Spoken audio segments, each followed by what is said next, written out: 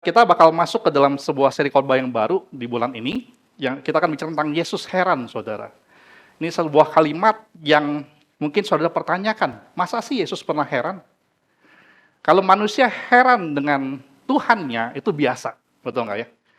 Kita seringkali terkagum-kagum dengan Tuhan, karena kebaikannya, atau karena kehebatannya, atau karena mukjizatnya, kita kagum, heran dengan Tuhan, itu biasa. Tapi bagaimana kalau Yesus yang heran dengan manusia? Setahu saudara, pernah nggak terjadi? Ayo. Setahu saudara, pernah nggak dicatat di dalam Alkitab bahwa dikatakan Yesus tuh heran dengan tingkah laku manusia? Saudara tahu? Nah, ini yang menarik saudara, bahwa ternyata di dalam Alkitab kita tercatat hanya 2 kali bahwa Yesus itu heran dengan manusia. Yang pertama adalah secara positif, Yesus menjadi heran, kagum dengan seseorang. Yang kedua adalah secara negatif, Yesus itu dikatakan dia heran, bingung lihat orang lain. Atau kalau bahasa Palembang tuh ngomong sampai geleng-geleng kepala, nggak ngerti kenapa begitu. Sama kadang-kadang kita lihat anak kecil, saking nakalnya dia kita berkata, aduh, geleng-geleng kepala mau ku anain, saudara. Nah, tercatat hanya 2 kali itu.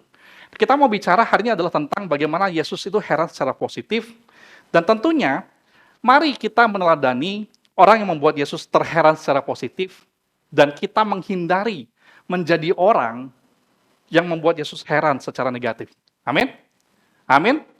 Nah, hari ini kita mau merenungkan tentang seseorang yang membuat Yesus heran secara positif. Mari kita buka firman Tuhan dalam Lukas 7, ayat 1 sampai 10, saudara. Lukas pasal 7, ayat 1 sampai 10. Dengan siapakah Yesus heran, kagum secara positif? Kita bakal temukan kisahnya dalam Lukas pasal 7, ayat 1 sampai 10. Mari kita buka di handphone saudara. Saya berharap saudara bawa handphone saudara. Dan sekali lagi saya sangat berharap berdoa bahwa ada software Alkitab, ada aplikasi Alkitab di handphone saudara. Jangan dihapus untuk menginstal game, karena nggak muat jadi Alkitab yang dikorbankan. Lukas pasal 7 ayat 1 sampai 10 sudah ketemu? Sudah? Kalau sudah ketemu, kita bakal baca bergantian ayat 1 sampai 10. Saya bakal baca ayat pertama, Bapak Ibu Saudara baca ayat kedua, dan seterusnya sampai ayat 10, saudara.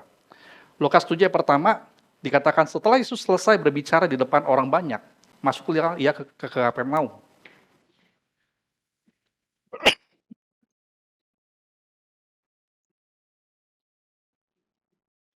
Ketika perwira itu mendengar tentang Yesus, ia menyuruh beberapa orang tua-tua Yahudi kepadanya untuk meminta supaya ia datang dan menyembuhkan hambanya.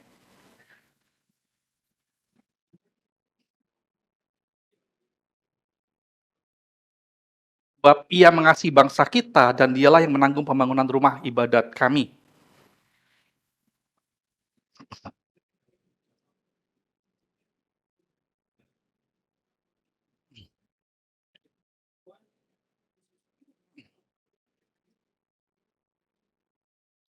Sebab itu aku juga menganggap diriku tidak layak datang kepadamu, tetapi katakan saja sepatah kata, maka hambaku itu akan sembuh.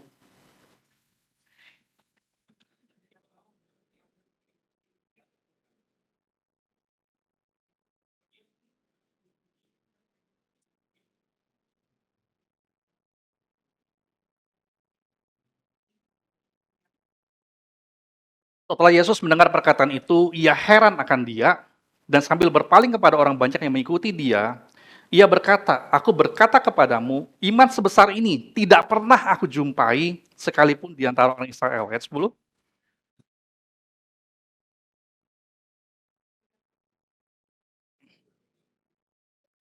Nah, di sini diceritakan tentang Yesus heran tentang seorang perwira, saudara, dan dia diceritakan sebagai bukan orang Israel. Kemungkinan besarnya adalah secara historis, ini adalah seorang perwira Romawi. Karena pada masa itu, orang Israel sedang dijajah oleh penjajah Romawi, saudara. Tapi perwira Romawi ini istimewa, saudara. Dikatakan bahwa dia adalah seorang atasan yang peduli dan menghargai hambanya.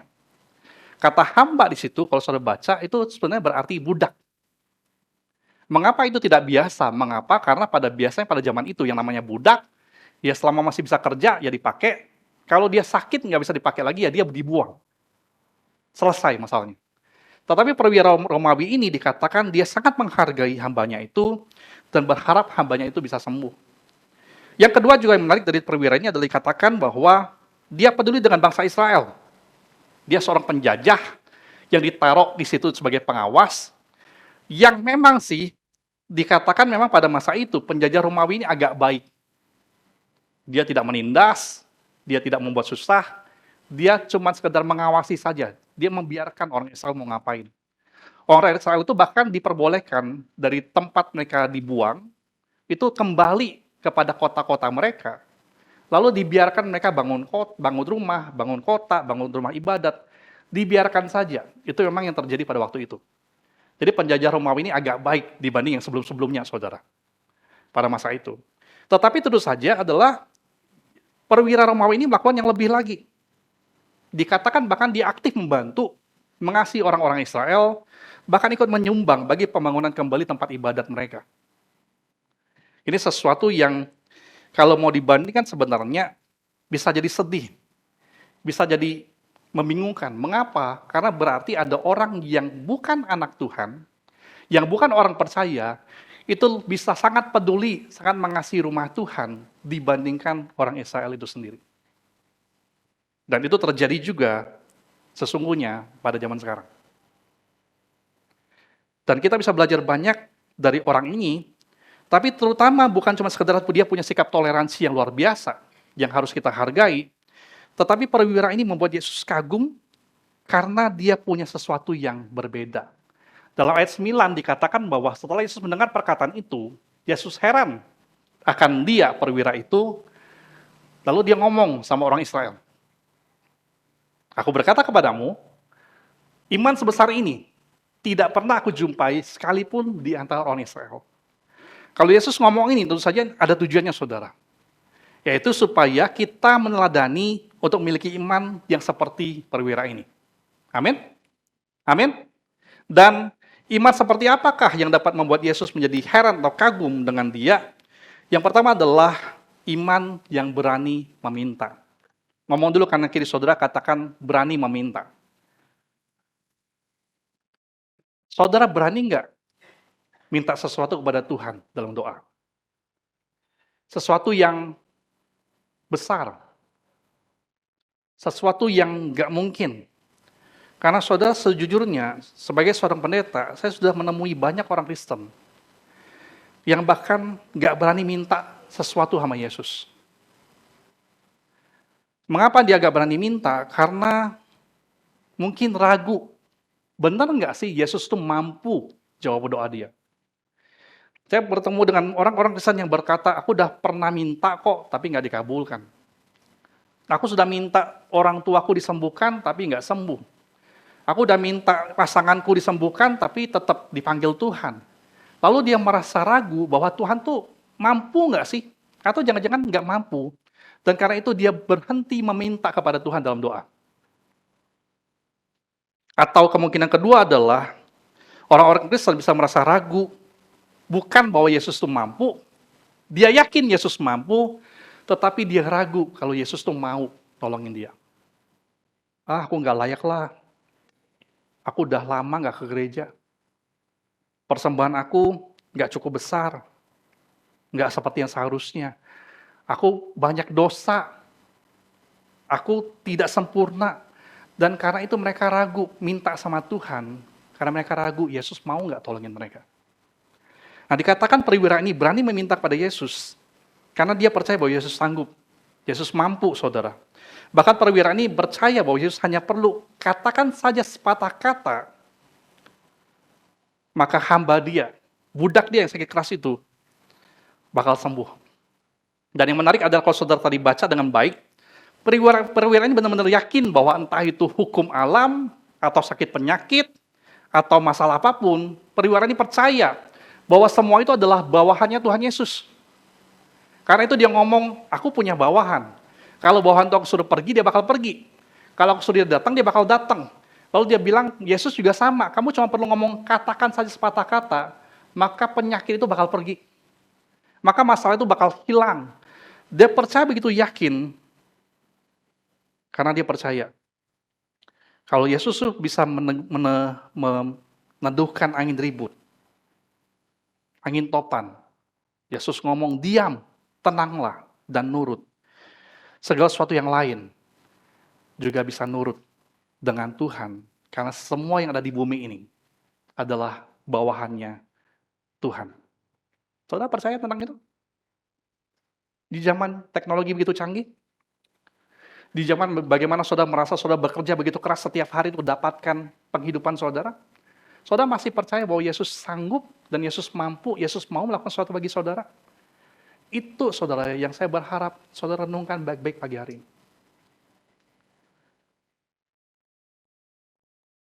Saya berharap kita percaya Tuhan kita dan berani meminta kepadanya tanpa harus tunggu kita putus asa dulu. Jangan jadikan Yesus sebagai rencana terakhir atau pilihan terakhir, saudara. Saya nggak tahu apakah perwira ini, karena dia sangat mengasihi hambanya ini, apakah mungkin dia sudah coba dulu segala sesuatu yang lain? Sudah bawa ke tabib, sudah kasih pengobatan yang lain, sudah dibawa kemana gitu supaya hambanya ini sembuh.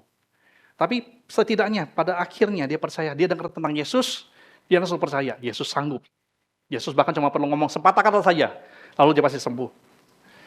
Saya selalu berharap, saudara, sekali lagi, setiap orang Kristen tidak perlu nunggu dulu sampai kita putus asa.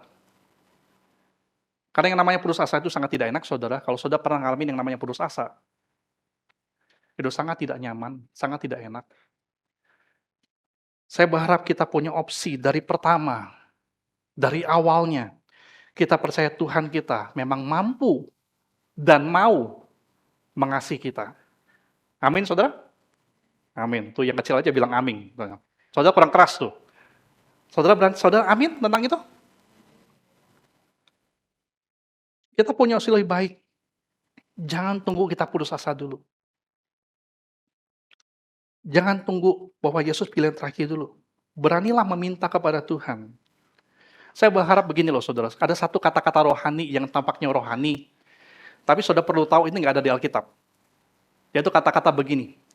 Kalau kita sudah angkat tangan, ya katanya kita sudah nyerah, baru Tuhan bakal turun tangan. Bagus nggak saudara kalimat itu? Bagus? Kalau kita sudah angkat tangan, baru Yesus bakal turun tangan. Bagus nggak? Kalimatnya bagus, tapi saudara perlu tahu, kebijakan ini itu tidak ada di Alkitab. Yang Yesus mau adalah kita percaya dengan Dia dari awal. Bahkan sebelum kita putus asa, sebelum kita udah nyerah, sebelum kita pikir kita nggak ada pilihan lain, itu ada berlutut berdoa, meminta kepada Tuhan, karena percaya Dia memang mau dan mampu menolong kita. Amin? Amin? Itu yang pertama, saudara. Hal lain yang membuat perwira ini punya iman yang berani meminta adalah, karena permintaannya bukan adalah permintaan yang egois. Dia nggak minta untuk dirinya sendiri. Pertolongan yang dia minta dari Yesus adalah untuk budak dia, hamba dia yang sakit keras. Karena itu dia berani minta, karena bukan karena dia egois, tapi dia punya kepedulian, dia punya rasa kasih, dan karena itu dia minta. Saudara, kalau kita mau jujur, seringkali yang membuat kita sungkan minta dengan Tuhan adalah karena kita juga sadar, aku ini terlalu banyak minta sama Tuhan, diri aku dewe. Kira-kira Yesus pikir aku egois nggak ya? Lalu minta ini, minta itu, semua untuk saya. Dan karena itu saya ajak saudara pagi hari ini berpikir, memang minta untuk diri sendiri nggak ada salahnya, saudara. Nggak ada salahnya. Tapi mari kita melatih diri kita juga untuk terbiasa berdoa meminta sesuatu untuk orang lain. Saya berharap saudara melakukannya. Apakah saudara masih nggak sih mendoakan orang lain dalam doa saudara? Apakah saudara masih nggak doain untuk orang tua saudara, contohnya? Apakah saudara berdoa nggak untuk pasangan saudara? Untuk anak saudara? Yang lebih besar lagi, saudara doain nggak gereja saudara setiap hari? Saudara doain nggak untuk semua yang pelayanan di gereja kita? Bukan cuma hamba Tuhan, tapi para volunteers. Para volunteers ini mereka nggak dibayar pelayanan saudara. Tapi mereka punya hati berkorban bagi pelayanan Tuhan. Saudara doain nggak tentang orang lain? Waktu ada orang datang kepada saudara cerita, curhat. Lalu saudara bilang, ya saya doain ya, saya doain ya. Beneran nggak saudara doain? Atau saudara cuma ngomong tok, tapi sudah di rumah, sudah pegang handphone, sudah sibuk yang lain, saudara nggak benar-benar doain? Pernahkah masih saudara berdoa buat orang lain? Coba saudara ingat-ingat dulu.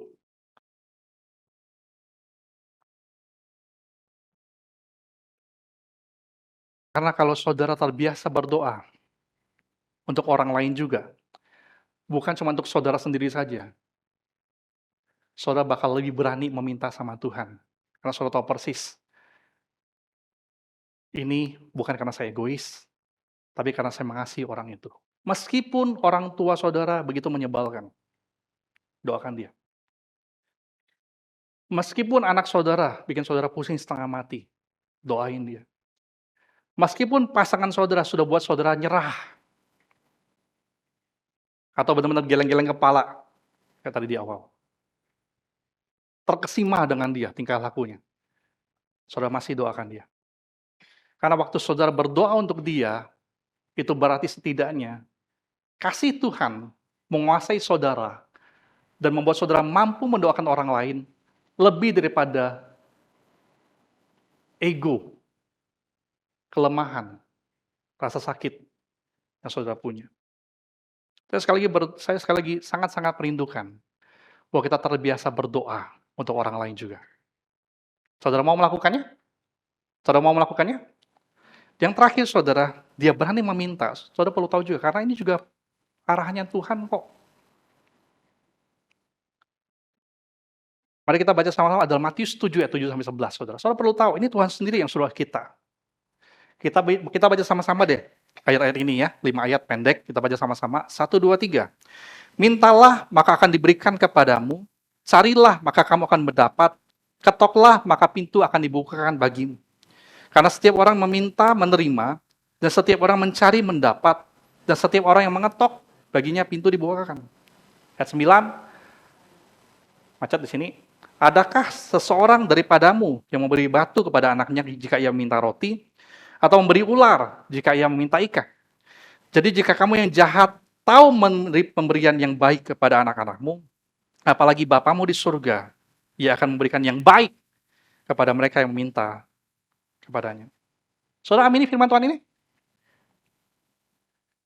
Saudara harus berani minta sama Tuhan. Mengapa? Karena Tuhan sendiri kok yang suruh.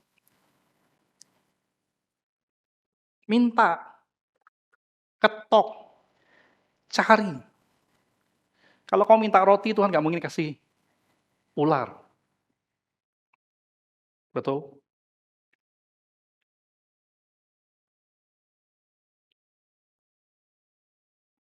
Beranilah minta.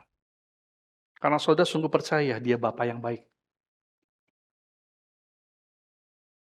Karena saudara tidak selalu meminta dengan egois, tetapi dengan kasih. Untuk orang lain. Dan untuk saudara sendiri juga. Karena sekali lagi saudara percaya bahwa dia bukan cuma mampu melakukan bagi saudara, tapi dia mau menjawab doa saudara. Meskipun saudara nggak sempurna, meskipun saudara punya banyak kesalahan, meskipun saudara punya banyak kelalaian, saudara perlu tahu, Tuhan itu mengasihi kita dengan kasih yang kekal, yang artinya apapun yang terjadi, hal bodoh apapun yang kita lakukan besok, Tuhan bakal mengasihi kita dengan cara yang sama. Minta saudara, jangan nyerah. Setiap kita punya masalah kita. Gereja Tuhan juga punya masalahnya, saudara perlu tahu. Tapi waktu kita berani minta sama Tuhan, apalagi saudara cerita sama orang lain, saudara doa sama-sama dengan pasangan saudara, yuk kita minta ini yuk, doa sama-sama dengan Tuhan. Saudara doa sama-sama dengan anak-anak saudara, kita minta ini yuk sama Tuhan. Dan waktu itu dijawab, saudara perlu tahu, yang imannya bakal bertumbuh, berapa orang? Banyak saudara. Bukan cuma saudara sendiri, mengapa? Karena sama seperti perwira tadi, dia ngomong, dia cerita sama orang-orang, sampai orang tua-tua Yahudi tahu, dan mereka tolongin dia, dan waktu hambanya itu disembuhkan, saudara perlu sadar satu hal. Yang bersyukur, yang menganggap Tuhan hebat, itu bukan cuma perwira itu, bukan cuma hamba yang sakit keras itu, tetapi tua-tua Yahudi itu juga mereka merasa diberkati. Mengapa? Karena mereka melihat dan mendengar bahwa apa yang didoakan itu dijawab Tuhan dengan nyata. Amin. Saya sungguh-sungguh mengajak kita semua, sering-seringlah berdoa sesuai sama Tuhan, jangan cuma sendirian. Sharing sama orang lain. Minta dia doain saudara juga. Sehingga waktu itu terjadi, iman banyak orang bakal diperkuat oleh permasalahan yang saudara punya. Bukankah itu luar biasa? Saudara punya masalah, saudara punya tekanan, waktu saudara ditolong Tuhan, itu memperkuat banyak orang selain diri saudara sendiri juga. Yang kedua, saudara, iman apa sih yang buat Tuhan tuh merasa kagum? Yaitu iman yang merendahkan diri. Kalau saudara baca ayat 3, ada kesan kayaknya itu nggak sopan, saudara, kalau sudah perhatikan. Ayat 3 tuh ngomong begini, ketika perwira itu mendengar tentang Yesus, perwira itu menyuruh, ada kata-kata menyuruh, beberapa orang tua atau Yahudi kepadanya untuk meminta supaya datang dan menyembuhkan hambanya. Kalau saudara pikir-pikir, ngapa sih perwira itu nggak pergi sendiri? Kok malah nyuruh orang lain? Saudara sadar nggak? Kesannya kan nggak sopan ya. Kesannya apakah karena dia ini jabatannya tinggi, atau karena dia orang kaya, kalau seenak-enak suruh-suruh. Nah, saudara perlu tahu dulu, yang terjadi malah kebalikannya, saudara. Kalau saudara baca ayat 7, dikatakan bahwa dia merasa nggak layak untuk datang sama Tuhan. Mengapa? Karena pada masa itu, orang Yahudi itu merasa mereka adalah warga negara dunia kelas 1. Semua orang yang bukan orang Yahudi itu semuanya itu adalah orang-orang rendahan. Mereka adalah umat pilihan Allah, orang Israel. Yang lain itu bukan umat pilihan Allah. Sehingga dia tahu budaya ini, dia merasa dia nggak layak datang kepada Yesus yang adalah orang Yahudi, karena dia bukan orang Yahudi, dia orang Romawi, saudara. Karena itu dia pikir cara yang pantas gimana? Oh, kebetulan aku dekat sama tua-tua Yahudi ini. Minta tolong mereka lah yang datangin Yesus. Lalu minta tolong dia datang. Ini yang menyenangkan. Dan memang dia dikenal baik oleh orang tua-tua Yahudi, saudara. Sampai kalau saudara perhatikan, waktu orang tua-tua Yahudi datang pada Yesus, mereka ngomong apa? Mereka ngomong ada satu kata yang menarik, ngomong begini sama Yesus. Yesus, datanglah, tolongin bapak ini, hambanya lagi sakit. Dia ngomong begini, bapak ini, perwira ini, layak engkau tolong. Ada kata-kata itu. Orang tua-tua Yahudi bersaksi, oh orang ini baik, dia lakukan banyak kebaikan, dia mengasihi bangsa kita. Dia bahkan memberikan persembahan pembangunan bagi rumah ibadat kita. Dia ini layak engkau tolong. Orang tua-tua Yahudi mengatakan sama Yesus bahwa dia layak engkau tolong. Tapi kalau saudara perhatikan sungguh-sungguh di ayat 6, perwira ini malah mengatakan sebaliknya. Aku tidak layak. Dan kalau saudara jadi Yesus, saya pikirin kalau saya jadi Yesus, saudara, di cerita ini maksudnya. Kalau saya jadi tokoh Yesus, saya bakal berpikir juga bahwa perwira ini kayak pelin-pelan pada awalnya. Saudara pikir nggak? Pertamanya dia mau datang langsung, dia nggak berani. Lalu dia minta tua-tua Yahudi yang datang, betul kan?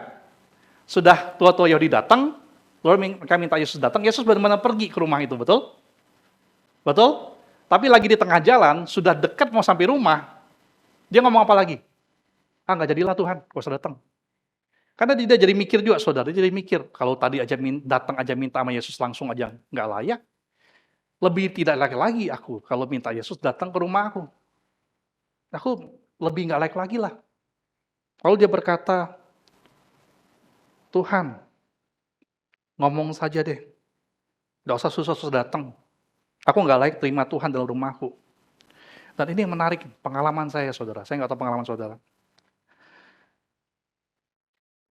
Saya sudah bertemu banyak orang yang sangat pintar. Jauh lebih pintar daripada saya. Saya sudah bertemu dengan banyak orang yang hebat. Yang jauh lebih hebat daripada saya. Dan saya menemukan bahwa orang yang benar-benar pintar, orang yang benar-benar hebat, kebanyakan mereka adalah orang-orang yang rendah hati, saudara. Sementara orang yang merasa dirinya pinter, orang-orang yang merasa dirinya hebat, itu kebanyakan malah kalau kayak peribahasa itu adalah seperti tong kosong nyaring bunyinya. Perwira ini, dia tahu diri. Dia ngomong, meskipun tua-tua Yahudi bilang, dia layak engkau tolong. Perwira ini sendiri berkata, aku nggak layak terima engkau, Tuhan. Dan meskipun dia nggak layak, saudara, karena kerendahan hatinya, karena sikap tahu dirinya, dia dilayakkan Tuhan untuk mendapatkan apa yang dia butuhkan. Saudara rindu nggak mengalami hal yang sama? Meskipun saudara nggak layak, dijawab Tuhan doanya, tapi Tuhan jawab saudara, saudara mau nggak mengalaminya? Amin? Amin? Nah, ada satu hal yang menarik saudara begini. Next. Ingatlah baik-baik begini, Tuhan bukanlah pembantu yang wajib memenuhi segala permintaan kita. Janji Tuhan memang ada tercatat di dalam firman-Nya untuk minta kita tepati, betul. Namun harus sesuai juga dengan sikap ketundukan kita kepada firman-Nya. Iman yang rendah hati adalah iman yang sama sekali berbeda dengan seringkali kita bisa mendengar pengajaran, ayo klaim janji Tuhan. Tuhan udah janji kok sama kamu. Dalam firman-Nya udah janji, klaim dong. Saya tidak pernah senang dengan kalimat itu, saudara. Mengapa? Karena kalau klaim, itu seperti saudara punya asuransi. Saudara bisa klaim karena apa? Karena apa? Ya karena saudara memang bayar kan setiap bulan, atau setahun sekali atau berapa, saudara bayar kan. Karena kalau saudara sudah bayar, saudara lakukan kewajiban saudara, saudara berhak untuk ngeklaim apa yang merupakan hak saudara. Tapi sesungguhnya kalau kita mau jujur, kita berhak nggak sih klaim janji Tuhan? Kita berhak nggak sih nuntut? Apakah janji Tuhan itu adalah hak kita? Apakah berkat Tuhan itu adalah hak kita? Apakah surga sebagai hadiah itu adalah hak kita? Apakah kita diselamatkan karena anugerah itu adalah hak kita? Saya pikir firman Tuhan mengatakan tidak sama sekali. Tuhan tidak pernah punya kewajiban untuk berkati kita. Catat baik-baik. Tuhan tidak pernah wajib menolong kita dari awalnya. Tuhan tidak pernah wajib melakukan apapun untuk kita. Kita ini ciptaannya. Kita tidak pernah berhak untuk klaim janji Tuhan. Tapi ini yang lebih tepat, saudara. Betul-betul ini yang lebih tepat. Sesuai firman Tuhan. Saudara nggak perlu klaim janji Tuhan. Tapi dengan rendah hati. Saudara boleh minta. Ngomong kanan kiri. Sekali lagi. Minta. Saudara nggak bisa klaim janji Tuhan. Saudara perlu tahu. Saudara nggak berhak untuk itu. Tapi seperti Bapa dengan anak. Anak boleh nggak minta sama bapaknya? Boleh nggak? Boleh nggak? Lebih yakin dong, masa nggak yakin sih? Boleh, betul? Minta. Tapi kalau anak klaim sama bapaknya, kira-kira boleh nggak? Ya, ya. Pak, ini mobil papa ya, Pak ya? Aku klaim ini mobil jadi punya aku, Pak ya? Kira-kira boleh nggak? Nggak boleh, betul? Karyawan minta sama bosnya, boleh nggak? Boleh nggak? Boleh. Tapi kalau dia nuntut, dia klaim, boleh nggak? Boleh saja, minta. Tapi tentu saja si kuncinya adalah di ketundukan, betul? Ada sikap tahu diri. Anak yang suka nuntut orang tua, tapi nggak mau tunduk. Apakah bisa minta-minta sama Tuhannya? Karyawan yang cuma taunya nuntut, minta-minta, tapi kerjanya nggak benar, nggak mau tunduk perintah. Disuruh masuk jam 8, dia datang jam 10. Kira-kira saudara sebagai bos mau kasih permintaan dia? Mau minta naik gaji? Oh, mau minta naik gaji, ya boleh, boleh. Mau minta kan boleh, tapi kau rubah dulu dong. Masuk tuh jam 8, jangan jam 10. Kalau besok nggak datang jam 10 lagi, jangan minta naik gaji. Kemana kalau minta dipecat deh, itu lebih cocok kayaknya. Betul? Betul? Sekali lagi, kita boleh minta sama Tuhan. Namun ingat, kuncinya ada di sikap kita, tahu diri, dan di ketundukan kita kepada Tuhan. Mari dengan Tuhan kita, siapapun saudara hari ini, mari kita tunduk dan merendahkan diri di hadapan Tuhan. Itu yang bakal bikin Tuhan kagum dengan saudara, karena saudara mengasihi Tuhan saudara dengan sikap yang benar. Nggak asal saudara ngomong klaim, klaim, klaim, yang nggak ada dasarnya. Terakhir saudara, saya udah habisan waktu nih sebenarnya. Tapi ada satu ayat nih, yang bagi saya penting. Lukas 7 ayat 3, mengatakan demikian.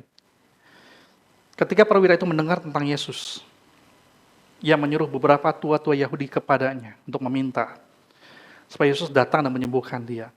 Perwira itu bisa nolong hambanya karena dia dengar tentang Yesus.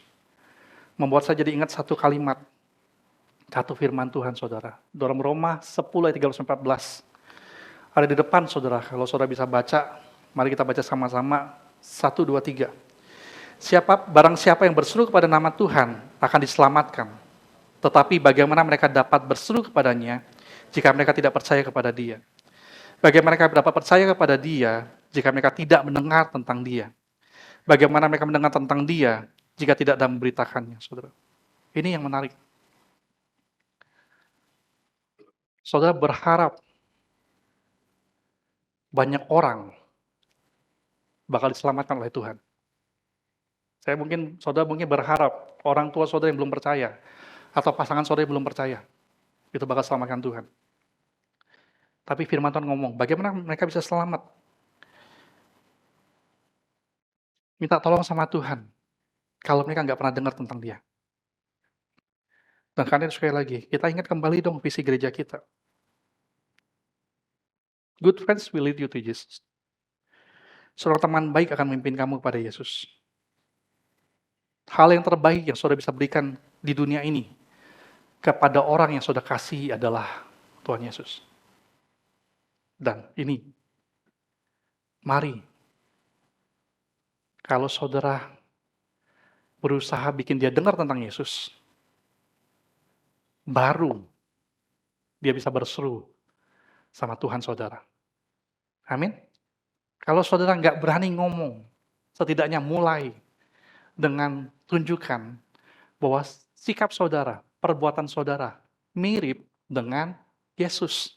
Amin. Jangan kebalikannya. Waktu mereka lihat saudara, mereka bakal mikir, saudara mirip dengan siapa. Mereka tahu saudara orang Kristen. Baru mereka bakal mau tahu siapa Yesus, karena kehidupan saudara mirip seperti Yesus. Amin.